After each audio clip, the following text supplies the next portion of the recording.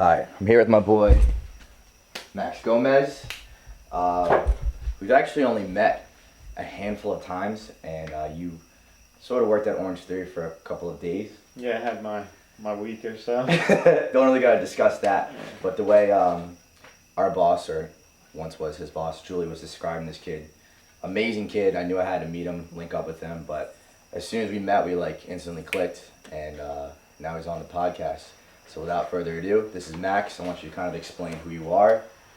So, as Jason said, my name is Max. I'm not originally from New Jersey. I'm originally from New York. I grew up in Westchester, New Rochelle specifically, and pretty much my whole life my parents would always get a shore house down in, I think, La Valette. It was always somewhere around down there. So you're always like a Jersey Shore kid at heart. Yeah, always at heart. I would go through the whole school year, and I couldn't wait for that 1 month. We would always get it just for either July or August. Yeah. And I'd go the whole month down there, and then boardwalk, beach every day. Mm-hmm. I was just I lived for that. Yeah. So I've always had a Jersey. I just love Jersey. And then when I was in high school, I started wrestling.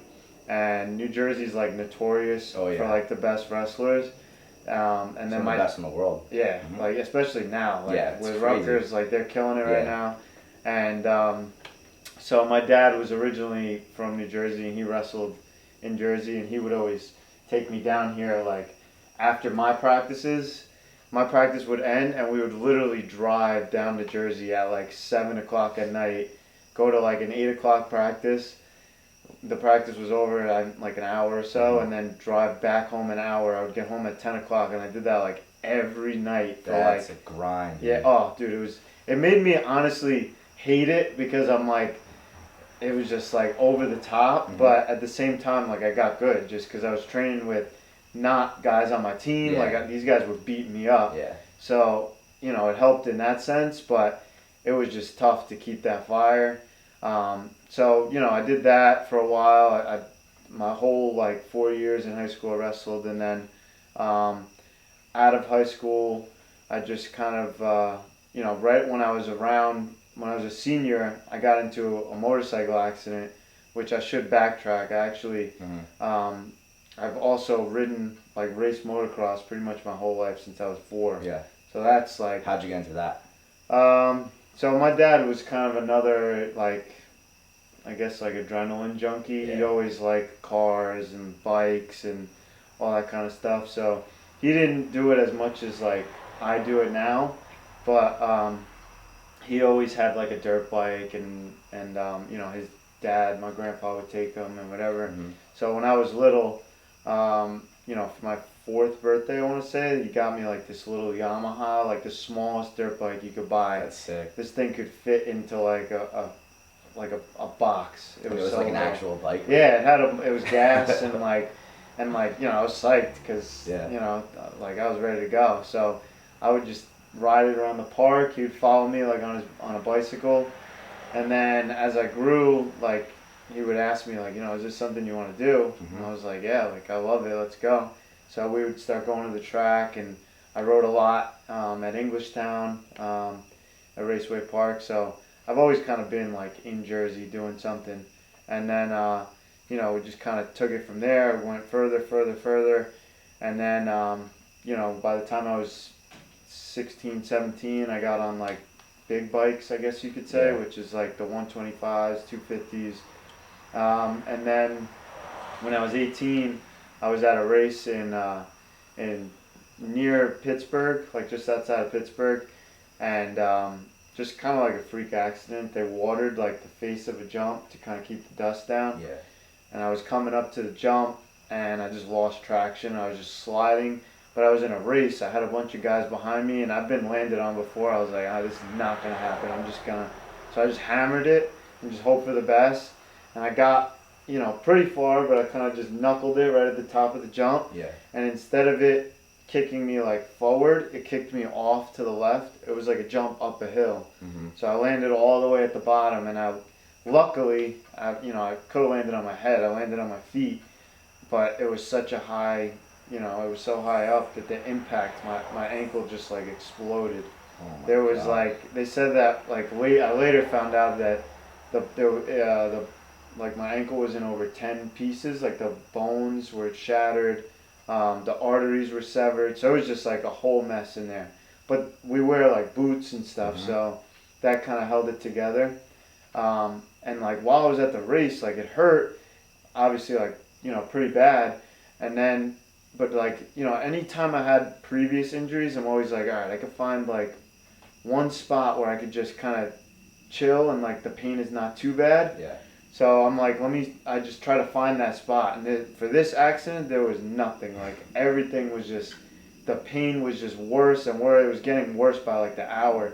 So we went to the medic at the track and they're like, all right, we'll just put you in the ambulance and you just go to the hospital. So I went to the hospital and I'll never forget, it was like a 40-minute drive to the hospital. I stayed like with my holding my leg like in this position because they just immediately put like an IV in. They morphined me up and did all this stuff, and I was just like, I was on cloud nine. So I was just, they were driving me there, and I was just like, I couldn't wait to get to the hospital. I wanted to get out of the ambulance. Like, as soon as I got out, they put me in there, and they started taking stuff apart and looking at this, X-ray this, look at that, and the whole time I'm thinking, all right, it's like a broken ankle at worst. Yeah. And they just little by little they started looking at this, and they would pull out this little machine to check my pulse, and I'm like, what the hell is that? Like, what? They're like, then they had a hard time finding my pulse, and then, at the time I wasn't like as knowledgeable as I am now, Right. but I knew like, all right, if there's no pulse, there's no blood, so that's definitely not a good sign. And then things just got worse. Like they tried all these different things, nothing was working, and then I was in there for a month. So after 3 weeks, they're like, we did literally everything. I had 5 surgeries in those 4 weeks, and so it was just like one thing after another. And then after my 4th, they amputated it on my 4th surgery. There was basically no choice. It was like, you keep it, but I had gangrene. My toes were already blue. My foot was basically dying. So I was like, I talked to my parents, and they're like, no, like, you can't keep this. Like, and I was already like on board with it. Like, I'm like, all right, clearly I know like I'm not gonna be able to use this. So, and right away I was just like, all right, well, let me look up like amputees. Like, I just wanted to see like, can I run again? Like, what am I gonna be able to do? What can I do? Yeah. So right away I already tackled it. Like, all right, this is just gonna be like something new. And then I left the hospital and just kind of took it from there. Holy shit, dude! It's like the first time I'm actually like hearing the actual story. Yeah, it's kind of a lot. So usually when I talk to people and they ask me, like, I just give them bits and pieces. But there's so much, like, even this story, like, I'm sure there's a ton of stuff that I forgot to say. But yeah, it's just like, that's fucking crazy. Yeah, dude. it's all. I mean, it's crazy when I hear it now. Yeah. But like, at this point, like, it's this kind is of just normal. Yeah, like this is the cards I was dealt. Yeah. Like, I could sit and bitch about it all day, or I could just turn it into something good. And that's that's what I'm trying to do. I fucking love that about you, man. Yeah, it's kind of like it. the whole like undertone of my podcast. Like everyone that I want to invite on the show, they all have some sort of crazy fucking story. Maybe not as crazy as yours, but I like picking into people's like psyches and just understanding how they view the world and shit like that. And that's something I truly admire about you, and that's why I invited you on here. So kind of like backtracking, what was going through your head while all this was happening and you experienced that? So like in that month in the hospital, you said, right? Yeah. Like I can't even fucking imagine what was going through your head. Like I got ACL surgery one time and I was freaking the fuck out. Well, that's the thing. People don't like being in the hospital. Yeah. Like that's anytime, just being even overnight in the hospital is kind of a freaky situation. Like most of the times, you go to the emergency room for whatever it is. Maybe something happened and you're like, all right, I want to get in, I want to get out. Right. But I went in there thinking, like, I had that mindset where I'm like, all right, because at the time I had my graduation and prom like within like a week. So I'm thinking like, all right, I'm gonna get in here, I'm gonna get out. I'm nowhere near home. I was 8 hours from home. So I'm like, I just gotta do whatever they say, gotta do it, get it done, and leave. And then it was crazy because like it was just like I said, like it was one thing, another thing. Like I just kept hitting walls like this. Like I don't understand. Like you know, I went into the first surgery like, all right, this will 90% chance this is gonna work. Yeah. In my head, that's what I thought at least. And then you come out, I feel great. They're like, no, it didn't work. Try this, try that, and it was just like, so you know, and obviously I had a lot of time to think because for my parents were there the whole time, like for the full month. They would kind of take turns. One would sleep like next to me and like the couch. The other one would go to the waiting room, like whatever. And the hospital was great. Like they accommodated us really well. But there's only so good it could be. And you know, I had obviously with all the stuff going on, like I'll never forget. Like my mom was texting all my family at home, like keeping them updated on what was going on, and like you know, it was just like every day it was like a new challenge and a new like story. Right. But you know, in terms of how I felt like mentally, like it was one of those things where it was just constant like defeat, where I was like, damn, this almost worked and it didn't work. And you know, so what they did the first surgery was they took an artery, which if you ever see, like you see this scar, it's like a huge scar. So they took an artery out of this leg and they put it in this one to try to save, like to get some blood. So that didn't work. And then the second surgery, they put a balloon inside the artery to like blow it up because it was like constricted. So I guess the thought is if they blow it up, that's fucking wild. Like you've had like major surgeries every single time, and you had to go through that over and over and over again. The first one that I went through was 20 hours. Holy shit. Dude. And I remember like after like a couple weeks, my parents were kind of not, they weren't like feeding me all the information, but my first surgery, my dad, like when they first like got to the hospital, because he went home to pick up my mom. My mom doesn't ever come watch me race for obvious reasons. So he went home to pick her up, and then they came back, and when they came back, I was in surgery. So apparently the doctor told him like, listen, his leg's not looking good. Like it's a good chance that he might lose his leg. And my dad like passed out on the floor in the middle of the hospital. They had like to take care of him. Yeah, it was like one thing after another. It's an entire family affair. Yeah, everybody, they're putting him in a bed, and my mom's like, "Don't worry about him. Like, just leave him. Whatever we got."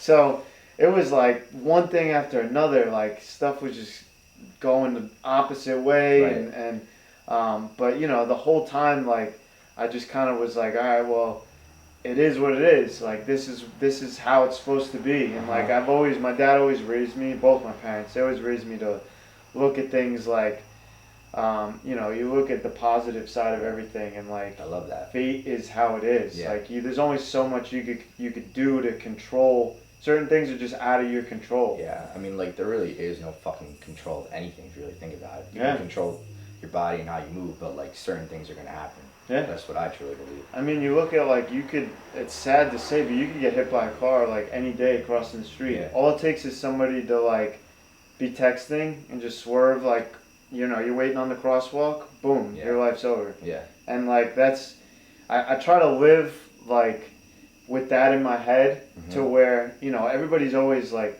oh, why you get back on the bike? Like, why are you doing that again? Yeah. And I'm like this is, you know, I'm going to do what I love because I don't know how much time I have left on this earth. I'd rather live like whatever days I have and have a blast doing it than just like think of what could have been. Like, I would, you know. Don't count the days, make the days count. Yes. I like that. Yeah. And so that's like, you know, that's kind of always how I've lived my life, and more so now. I love that, dude. So like, backtracking again, kind of. Yeah. So when you get out of the hospital the final time, like, what was going through your head? Like, what's the adjustment period? What's like your psyche like? Are you like down in the fucking dirt, or you're just like, you know, you look at the positives in every situation? Yeah. Like how did you adjust to this, and like what were you thinking? So, I just kind of tackled it like, I mean, obviously, I would say when I first came out of the hospital, things weren't as bad as like later down the road, where I've definitely had my ups and downs with it. But you know, I've had injuries in the past. Like I broke my femur, I've broken my arm, my foot. Like it was always something. So for me, it was just like, all right, I gotta tackle this. Like it's just gonna be. I've been through it. Like I know it's gonna be rehab. I know it's gonna be. But this injury was obviously different because it was more of like a permanent. Like this is like a life changing. You know, I'm never gonna be able to walk with two legs again. Like Yeah. these are all things that kind of went through my head. Like how does I knew nothing. I was like, how does the leg even stay on? Like how do I am I gonna be able to? Do I shower with it? Am I gonna be able to go to the beach? Can I go in the water? Like, there's so many questions because it's like this is a whole new limb. Like, it's like totally, everything's all new. When I first came out of the hospital, I was in a wheelchair for like maybe 6 months. Right. Well, I shouldn't say a wheelchair. I got so sick of the wheelchair, so I went to the crutches, and then I was on crutches for a while. Yeah. Because of the trauma, like my leg was like this big. Like I remember, I have my first leg, like the first one that they made me, and you could almost feel like a basketball inside it. It's like this big. No way. And so, like over time, it shrinks down. Like now my leg's probably that big. So for it to go from that to that, it was just like constant. I remember for the first 3 years, it would be like I would start the day and my leg would fit fine, and then by the end of the day, I would have to put like these socks on and to fill up the space because it would shrink down. Like That's as I would wild. walk around a lot, Yeah. it would shrink and it wouldn't fit, so I'd have to put socks on. And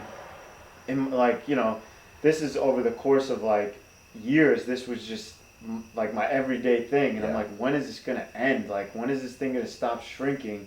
And then, probably not until like maybe 2 years ago, it like finally hit a point where it stopped, and like I don't have to wear like any socks. It fits great every day.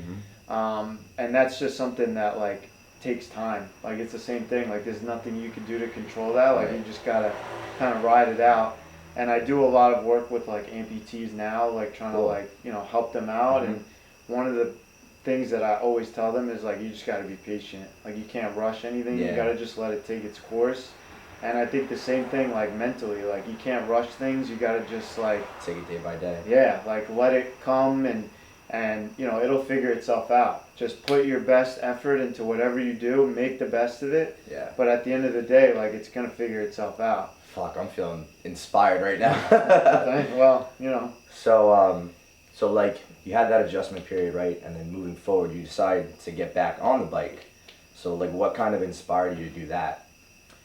So originally it was just like not wanting to lose. I don't want to let this thing defeat me. Yeah. So I was like, let me just get on.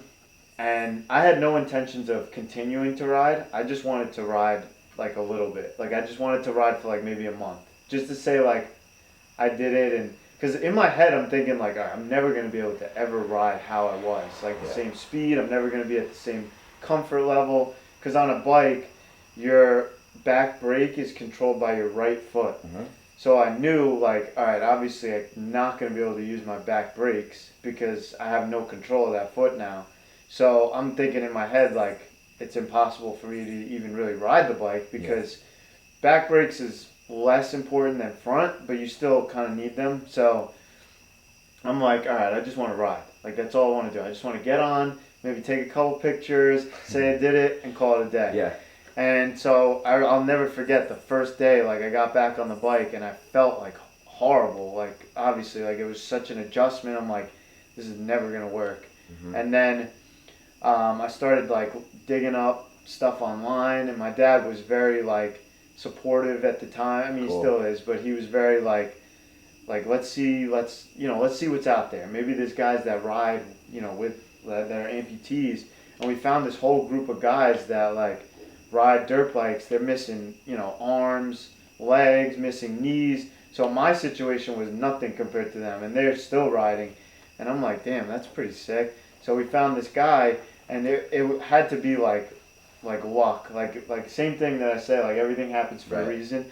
Right at the time of my accident, this guy Mike Schultz was developing this foot, and he's like an engineer. This guy's like a genius. He made his own foot, and he's missing a knee, so he made the knee and the foot. Okay. And like at the time, he's like, my dad called him and he's like, yeah, it's just a prototype for now, but I can ship you out one, and you just like let me know what you think of it, and we'll go from there. So he was all psyched up for me to like test it out. He sent me this foot, and I put it on, like bolted it on, and right away, like it has like a shock in it, so it bends more. Like this one's carbon fiber, so there's not much bend. Like this one is good for like running because it has like kind of like springy, and that one is good for more things that you need more like movement. Like people snowboard with it, they squat. It's more dynamic. Yeah, right? Exactly. So right away, like I put it on, I went to the track, I'm like, let me try it out. I didn't have too much confidence in it because of how bad I felt like before. I'm like, there's no way it could be that much better. And it was like night and day. Like I felt great. I was like, I almost felt like back to normal. And like at the time that was happening, my dad was just mad scientist trying to develop a way to like get my brakes he went to full the dad hand. mode, Yeah, like he was just like, we're gonna figure it out. So he took my back brake and he took it off and he wired it directly to like the hand. So I had my clutch lever and my back brake. I had two levers there and then my front brakes. And then the combination of that with the new foot, like I was just like, wow, this is like possible. Like this is like, it started to just be more and more doable. I felt better on the bike and I'm like, I mean, if I was still having a blast, I'm like, at this point, I may as well destiny just, at that point, too. Yeah, that guy developed that. All the things are happening at the same time. I say it all the time. I'm like, it's like it was meant to be. Yeah. So I ran with it, and then to this day, I still use the same foot. We still use the same setup. Still, every year, it's like we perfect like little things, make little adjustments, and then just like a lot of off the bike training, and like. I feel better now. I mean, I'm definitely way faster now than like I ever was, and more comfortable on the bike, and still having just as much fun, if not more, than when I had two legs. So it's a win-win in my eyes. That's fucking amazing, dude. Thank you. Yeah, appreciate it. I'm really happy for you. Yeah, appreciate it. An awesome story. Thank you. So you're kind of like at peace with everything that's happened, and you've had your ups and downs. I can only fucking imagine. Like, I'm thinking to myself, like, I bitch about the stupidest things, but the way you, like, handled yourself and just had to kind of man up and, accept the cards you were dealt, it's just incredible, honestly. Yeah. Well, one thing I always say is I always think about, like, somebody's always got it worse. Yeah. Like, no matter what's going on in your life, like, somebody's always got it worse. Like, people look at me and they're like what you just said, like, even when I'm coaching, like, people are like, I'm doing these exercises, and I look at you, and you're doing them, and I'm like, why can't I do them? And I'm like, I feel the same way when I look at somebody who's like in a wheelchair or like an above knee amputee missing an arm, because an arm and a leg is a whole different ball game. Yeah. And like I've been exposed to these guys, and to see them do that, it's like they make what I got like a cakewalk. So. When I see that, I'm like, that fires me up. Like, I just got to do it for the people that can't do it. And I love that, man. Yeah, that's how you got to be. I mean, that's just how, I've always lived my life like that, and just try to keep it going. You should look up, do you know who Nick Newell is? No. He's a arm amputee. He fights for Bellator MMA. It's like really? He's like 8-1. It's incredible. Oh. He just choked someone out with one arm. Really? I struggle to choke people out too. Like, it doesn't make sense. Yeah, it's crazy. Yeah, man. Once you learn to adapt, that it can make you stronger. For sure. For sure. I mean, definitely. That thing's probably like a club. I know guys that like. I know a guy who's a landscaper. He's got one arm, and dude, I've seen this guy carry like huge 50-pound rocks, and he's just using the one arm, throwing it on. He puts the gloves on with one arm. I mean, the human body's incredible. Yeah. Like, once it adapts, and like you were saying, dude, like you can do incredible things with it. Yeah. So backtracking a little bit too. So you got back on the bike. You're competing again. You're feeling good. You just transitioned into personal training. That's how we actually met. So what inspired you to do that? So like I said, I've always been kind of like a fitness guy. The motocross side of it always required like a lot of off the bike training, which is why like motocross is such a tough thing, because it's like if you're not fully into it, like accidents can happen. Like when I'm not in good shape and I'm out on the track and I feel myself getting tired, that's when things can start like I'll get a little sketchy and like I'll almost crash. Right. So I've always been like, I'm like a firm believer in like if I'm not in good shape, I won't get on the bike because then I feel like I'm just like not able to handle. You got to like respect that machine, So you want to handle it to the best of your ability. yeah, exactly. And so I've always been training a lot and this and that. And then right now I'm currently in school for physical therapy. Yeah. So I was working at a place in Long Branch with this lady who's like a phenomenal physical therapist. This lady Claudia Tomas.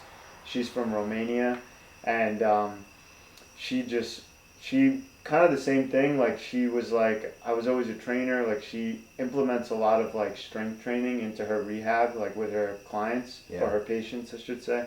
But so she was the one that kind of was like, you need to get like your personal training like certification. Like that'll look good even for schools and stuff like that. And she's like, physical therapy is essentially like personal training. Like you're rehabbing, you're doing certain things, but being able to transform the person's body to make them stronger is training. So I was like, you know what, I'm gonna get it. And this January of this year, I got my ACE certification.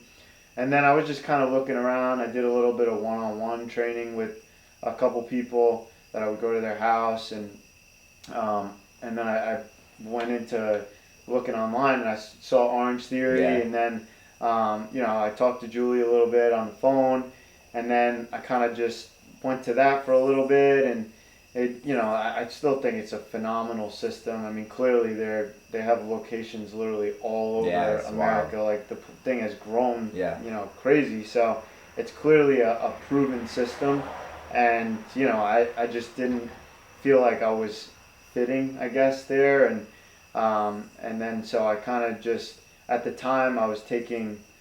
I didn't really. My girlfriend, Bree, she took a class at Sets, or she like enrolled. Yeah. And so I took one with her, and I was like, I went there and I was like, damn, this is like awesome, like circuit based, like, a little bit more time to like kind of look at the people in there form wise and like make corrections and stuff like that.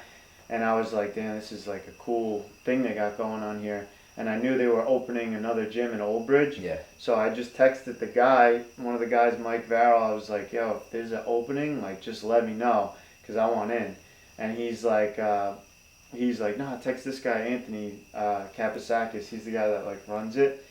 And so I texted him, and he's like, come in, like, give me your resume. We'll go from there. We'll see, see what's up.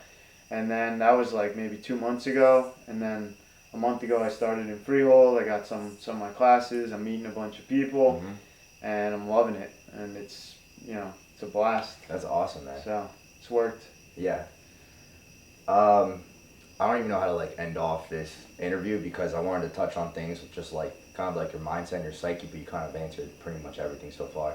Is this still recording, by the way? You got 1 minute and 30 seconds. Time already started. That was dope, dude. Yeah, no problem. Hearing like your actual story just like gave me goosebumps. But yeah, we got another 30 minutes in this, John. I like what we're doing. I like this podcast thing. It's good, man. I appreciate you. Yeah. Oh, dude, of course. As soon as you texted me, I was like, oh man. Right away, I told Brie, I was like, oh man, I'm going.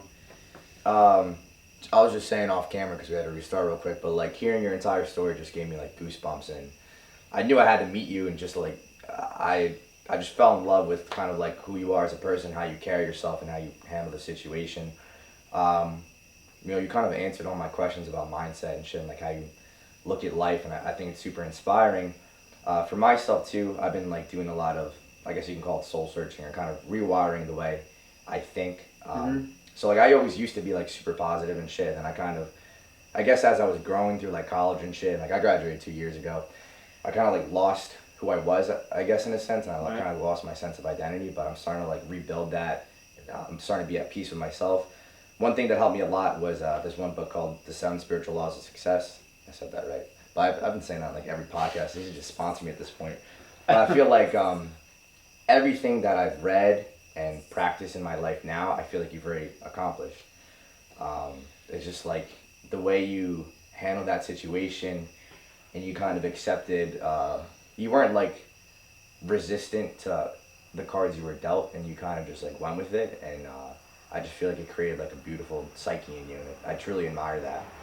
Well, I appreciate that, and I like to think that's true, and you know, but at the same time, everyone's got their challenges. For me, like, you know, maybe I handled this well, but I mean, I've been in college for like 6 years now, and like I still have another 3 years, so it's like, Well, isn't that normal for your scope of work? yeah. I mean, for PT, it's a lot of school, but at the same time, college and school in general has just been like my kryptonite. And like everybody's got their challenges, you know. Some people might be good at one thing and better at others that suck at one thing, whatever it is. Sure. But so people look at me and they're like, which is one thing my mom always tells me. She's like, listen, if you could beat this, like you could beat anything.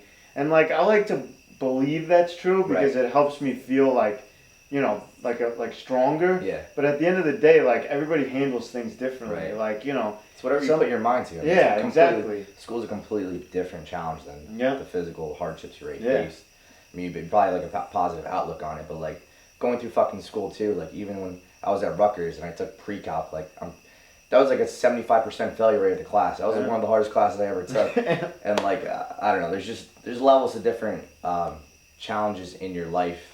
And yeah, I'm sure you're going to experience more hardships, but I know you got it. Whatever you do, whatever you put your mind to. Appreciate it, man. Yeah. And I just want to say thanks for my man having me on this. Of course, man. I Anytime. appreciate it. I got to have you back on here. Oh, yeah, 100%. We'll do it again. So I guess we'll conclude with where can people find you if they want to look you up? So my Instagram is amplife, AMPLIFE 494. I'm on Facebook too, and Bree made me a website, but I haven't updated it in a while. So maybe I'll give it to him when I'm on the next time. Yeah, we'll drop that. We'll drop that when it's live. Yeah. But I'm around. Come see me at sets. I'm there most of the couple days a week. I'm gonna come check you out. You got it. I'm telling you, bro. I'll kick your ass. We'll be good. Good. I gotta come see you too with the jiu-jitsu. Oh, I want to do it, dude. dude, let's fucking set that up. I want to You'll go. love it. You'll fucking love it. Because I used to wrestle. I haven't been on a mat in forever, and I want to go. There's nothing like it. You know I've heard. I listen to a lot of Joe Rogan podcasts, Yeah, and he's like a jiu-jitsu king. Yeah. So he's always like, I'm telling you, like, he tells every guy, he's like, you gotta do jiu-jitsu. It just rewires your brain. It's just, I don't know what A lot it of is. mental, right? It's a lot of mental. There's a lot of weird people in jiu-jitsu too, but like at the end of the day, we're all. That's not true. There's a lot of weird people in jiu-jitsu, but like I really think it's really good if you don't have like a level of some sort of suffering in your life. Yeah. Because it's a very mental game, and like it's fucking tough too. Like you're literally getting beat up every day. Like every day I go into training, I'm getting tapped by like fucking 15-year-olds, old men. Like it doesn't even make sense. Well, that's the thing, right? It's like you could be a 220-pound guy, but a guy who's 160 can choke you out. Exactly. Like, so it kind of levels the playing field, whereas there's not a lot of sports that kind of is a thing. It's a great outlet for aggression too, because like you go in there, you get humbled so many times, and you're just like, wow, I fucking needed that, and like you just leave with a level-headed, clear mind. Yeah, I think that's a great thing. Being able to, I feel like that's kind of one of the issues of like today's youth is that there's no like, everybody gets a participation trophy, everybody gets this, but like you need to learn how to lose just as much as winning is. Losing is just as important, if not more. Bro, losing is like, it's a way of life. You're gonna take more losses than wins in your life, and I think it's funny too. Like people only see you for like the wins in your life, but really it's the losses that shape you into who you are. Yeah. But yeah, we definitely gotta set that up. Yeah, I know you'll love it. Oh yeah, dude, I'm psyched. The other day I was hanging out with Anthony Ashnall. I'm sure That's you my know. boy. Yeah. I know him real well. I've grown up like with him. He was one of the kids that always. You guys kind of look alike. Yeah, we do. People always say that, but he's got like a wide nose. So I'm like, and he's the handsome. Anthony Ashnall. Handsome Anthony. He would kill me if you heard me say that. But the other day, I hope he doesn't see this. No, I'm gonna send it to him. Good. So the other day, he's like, I'm talking to him, and he's like, because he's doing a lot of like training now or whatever. He's traveling the world. Yeah, Mm-hmm. so he's all over the place. And I need to get him on here too. Yeah, I'm telling you, you do definitely. He's a good dude. Mobbing. Yeah, He's and he's a beast. Yeah. He at pretty much everything he does. Like he'll go into DJs and like rage his balls off, and then he'll go practice the next day. That's Rutgers in a fucking Yeah. nutshell, dude. So I can't keep up with him, but yeah, he's another guy that like I always used to wrestle with him and roll around, and he's still doing it. The other day we were like just playing on the beach. He's like, dude, you gotta get back on the mat. I'm like, damn, I know. Yeah, and but I know you know I this- fucking train at Rutgers too, like twice per week. Do you really? Yeah, sometimes they come in national. Yeah. Train with Richie They just Lewis got like a before. new facility, right, or Yeah, it something. looks So fucking it looks sick. nice. I saw it on his snap. I might have to go break that in. Yeah, I'm down, dude. Definitely. I'm up there because I'm at Keene. It's pretty close. All right, we'll set it up. Yeah, We'll set it up. definitely. All right, bro. Cool. Thank you so Appreciate much. it, man. Appreciate it. Yeah, of Appreciate course. you. Appreciate you, man. That's a wrap.